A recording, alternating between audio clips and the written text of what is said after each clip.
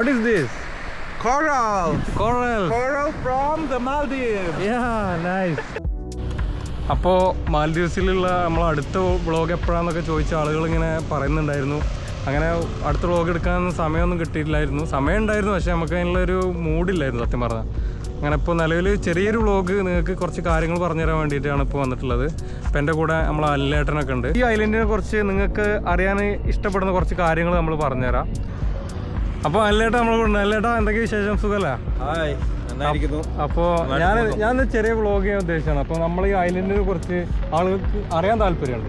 അപ്പോൾ എന്തൊക്കെയാണ് നമുക്ക് ഈ ഐലൻഡിന്റെ വിശേഷങ്ങളും കാര്യങ്ങളൊക്കെ നമ്മൾ ചെറിയ വ്ളോഗായിട്ട് ചെയ്യാൻ ഉദ്ദേശിച്ചിട്ടുണ്ട്. ചോദിച്ചോളൂ, നമുക്ക് അറിയാവുന്ന കാര്യങ്ങൾ. അല്ലേട്ടാ ഈ ഐലൻഡിൽ എത്ര പേര് ഏകദേശം നമ്മൾ താമസിക്കുന്നുണ്ട്? ഏകദേശം ഇത് നമ്മുടെ ഗ്രാമത്തിലെ ഒരു പഞ്ചായത്തിന്റെ ഒരു വാർഡിന്റെ ചെറിയൊരു ഭാഗം എന്ന് വേണമെങ്കിൽ പറയാം. 2000-ൽ താഴെ മാത്രം ജനസംഖ്യ ഉള്ള ഒരു ഐലൻഡാണിത്. ഉറൈദോ എന്നാണ് പേര്. 100 വർഷം പഴക്കമുള്ള ഐലൻഡാണ്. 100 വർഷം മുന്നേ ആളുകളോട് 100 വർഷത്തിലായ ആളുകൾ താമസം തുടങ്ങിയിട്ടുള്ളതാണ് നമ്മുടെ ഹൗസ് ഓണർ നമ്മളോട് പറഞ്ഞിട്ടുള്ളത്.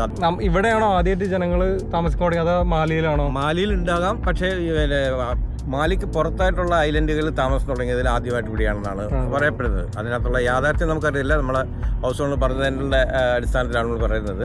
പിന്നെ ഈ ഐലൻഡിൽ എത്തിയതിനു ശേഷം നിങ്ങൾക്ക് ഇവിടുത്തെ കാര്യങ്ങളൊക്കെ എങ്ങനെ ഇഷ്ടമായോ? എന്താ സംഭവങ്ങളൊക്കെ എങ്ങനെ? ഐലൻഡിൽ ഇപ്പം നമ്മളെ നാട്ടിനെ കുറിച്ചിട്ട് ഒരിക്കലും ഇവിടുത്തെ ഐലൻഡുമായിട്ട് താരതമ്യം ചെയ്യാൻ പറ്റത്തില്ലല്ലോ. ഇവിടെ റിസോഴ്സുകൾ തീരെ ഇല്ല. ആകെയുള്ളത് സമുദ്രവും, എവിടെ നോക്കിക്കഴിഞ്ഞാലും കടലും. പിന്നെ കടലുമായിട്ട് ബന്ധപ്പെട്ടതെന്ന് പറഞ്ഞു കഴിഞ്ഞാൽ ആകെ കിട്ടുന്നതെന്ന് പറഞ്ഞാൽ ഇവിടുത്തെ മത്സ്യസമ്പത്ത് മാത്രമേ ഉള്ളൂ. അത് നമ്മളെ നാട്ടിൽ പോലെ വലയിട്ടൊന്നും മത്സ്യബന്ധനം നടത്താൻ പറ്റുന്നില്ല. ചൂണ്ടയിട്ട് മാത്രമേ പിടിക്കാൻ പറ്റും. ഇവർക്ക് റിസോഴ്സസ് വളരെ കുറവാണ്. റിസോഴ്സസ് എന്ന് പറഞ്ഞു കഴിഞ്ഞാൽ ഒന്നും തന്നെ ഇവിടെന്നുണ്ടെങ്കിൽ നമ്മൾ ഈ ചുറ്റുവട്ടത്ത് കാണുന്ന മരങ്ങളും മറ്റേതല്ലാതെ കാർഷികമായിട്ടോ വേറെ ഒരു അഭിവൃദ്ധിക്കും ഇവർക്ക് സാധ്യതയില്ല.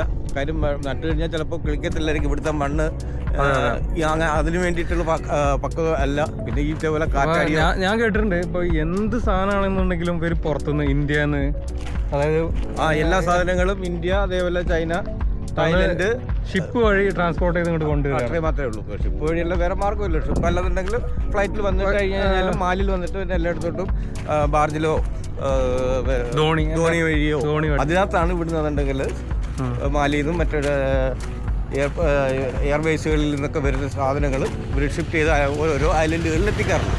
അല്ലാണ്ട് എനിക്ക് ചോദ്യം ചോദിക്കാണ്ട്, ഇവർ ഇത്ര ചെറിയൊരു ഏരിയയിൽ എങ്ങനെയാണ് ഇങ്ങനെ കാര്യങ്ങളെല്ലാം സെറ്റപ്പ് ആക്കി എടുക്കാൻ? അവർക്ക് എങ്ങനെയാണിത്? നമ്മുടെ നാട്ടിൽ ഈ വാർഡിലൊക്കെ ഇങ്ങനെ സെറ്റപ്പ് രീതിയിൽ ഇപ്പോൾ ടൂറിസ്റ്റിന് ഭയങ്കര അട്രാക്ഷൻ ഉള്ള സ്ഥലമാണ് ഇതൊക്കെ.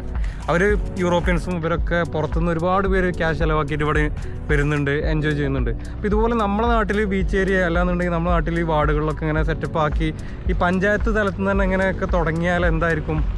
ഇങ്ങനെയൊക്കെ ഒരു ഭരണത്തിൽ ഇതൊക്കെ ഇംപ്ലിമെൻ്റ് ചെയ്തുകൂടെ അവർക്ക്? അത് തീർച്ചയായിട്ടും അത് നല്ലൊരു ചോദ്യമാണ്. പക്ഷെ അത് നമ്മൾ മാത്രം വിചാരിച്ചാൽ നടക്കുന്ന കാര്യങ്ങളല്ല. നമ്മുടെ ഭരണകൂടങ്ങൾ ശരിക്കും അവർ വിദേശ രാജ്യങ്ങളും പല ഇതേപോലുള്ള ടൂറിസം മേഖലകളിലൊക്കെ സഞ്ചരിച്ചിട്ടുള്ളതായിരിക്കും. അവരിതൊക്കെ വന്ന് കണ്ടിട്ട് നമ്മുടെ നാട്ടിലത് എക്സ്പ്ലോർ ചെയ്യാനായിട്ട് അവർ ശ്രമം നടത്താത്തത് നമ്മുടെ ഒരു ദൗർഭാഗ്യം എന്നേ പറയാൻ പറ്റും. പക്ഷെ നമുക്ക് എല്ലാ റിസോഴ്സസും ഉണ്ട്. ആ റിസോഴ്സസിനെ നമ്മളതിൻ്റെ യൂട്ടിലൈസ് ചെയ്യുന്നില്ല എന്നാണ് ഇതിനെക്കുറിച്ച് പറയാനുള്ളത്. ഈ ഞങ്ങളൊരു ബീച്ചിനോടൊപ്പം നിൽക്കുന്നുള്ളൂ അല്ലേട്ടാ. ഈ ബീച്ച് ഇപ്പം നമ്മൾ സാധാരണക്കാർക്ക് വരുന്നതിന് എന്തെങ്കിലും റെസ്ട്രിക്ഷൻസ് എന്തെങ്കിലും ഉണ്ടോ? അങ്ങനെയുള്ള ഒരു റെസ്ട്രിക്ഷൻസും ഇവിടെ ഉള്ളതല്ല. ഇത് ഒരു പബ്ലിക് ബീച്ചാണ്. ഇവിടെ പേയ്മെൻറ്റ് ചെയ്യേണ്ടത് ഒരു കാര്യമല്ല. വരുന്നതിനോ ഇവിടെ വന്നിട്ട് നമുക്ക് എക്സ്പ്ലോർ ചെയ്യുന്നതിനോ നമുക്ക് നീന്തുന്നതിനോ തുടിക്കുന്നതിനോ ഒരു കുഴപ്പമില്ല. അതിലുപരിയാണെന്നുണ്ടെങ്കിൽ ഈ ബീച്ച് ഇവിടെ നിന്നിട്ട് നമുക്ക് 1 കിലോമീറ്റർ കൂടുതൽ നമുക്ക് കടലിലോട്ട് നടന്നു പോകാം. അങ്ങനെയുള്ളൊരു സൗകര്യമുണ്ട്. ഈ കടലെന്ന് പറഞ്ഞാൽ വളരെ ആഴം കുറഞ്ഞ കടലിൻ്റെ ഭാഗങ്ങളാണ്. നിങ്ങൾ വീഡിയോയിൽ കാണുന്നുണ്ടാകും. അപ്പുറത്ത് കാണുന്നത് അതൊക്കെ പ്രൈവറ്റ് സെക്ടറുള്ള പ്രൈവറ്റ് റിസോർട്ടുകളാണ്. ഇത് ഗവൺമെൻറ് സെക്ടറിൽ ഗവൺമെൻറ് അണ്ടർടേക്കിങ്ങിനുള്ള ഐലൻഡ് ആയതുകൊണ്ട് ഇവിടെ നമുക്ക് വരുന്നതിനോ നമ്മുടെ വീഡിയോ എടുക്കുന്നതിനോ നമുക്ക് ഇവിടെ കുളിക്കുന്നതിനോ അങ്ങനെയുള്ളതിൻ്റെ ഒന്നുമില്ല. പക്ഷേ മറ്റുള്ള ഐലൻഡുകൾ നമ്മൾ മുന്നിൽ കാണുന്ന ആ ഐലൻഡുകൾ പോകണമെന്നുണ്ടെങ്കിൽ കൃത്യമായിട്ട് നമുക്ക് എല്ലാത്തിനും പേയ്മെൻറ്റ് ചെയ്തേ പറ്റത്തുള്ളൂ.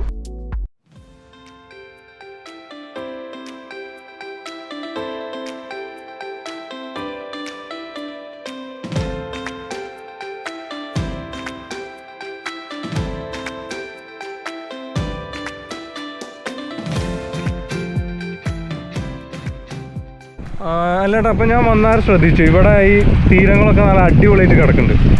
അപ്പോൾ ഇത് ഇവര് പണ്ട് മുതൽ എങ്ങനെയാണോ അത് ഇവർ ചെയ്താണോ എന്താ സംഭവം?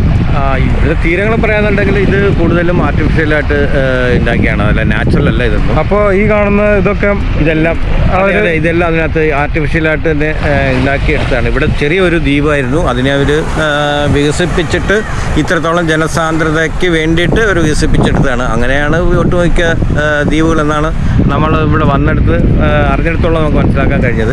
പിന്നെ നമ്മളെ അറിവ് പരിമിതിയാണ്, നമുക്കറിയാം. നമ്മൾ വന്നിട്ട് 3 മാസമേ ആവുന്നുള്ളൂ. കൂടുതൽ ഡീറ്റെയിൽസ് ആയിട്ട് നമുക്ക് അടുത്ത എപ്പിസോഡിൽ നമുക്ക് കാര്യങ്ങൾ സംസാരിക്കാം. അതെ, അപ്പോൾ ഇന്നത്തെ ഒരു ചെറിയ സംസാരം, ടോക്കും കാര്യങ്ങളായിട്ടുള്ള ഒരു വ്ളോഗ് നമ്മൾ ഇവിടെ ക്ലോസ് ചെയ്യണം.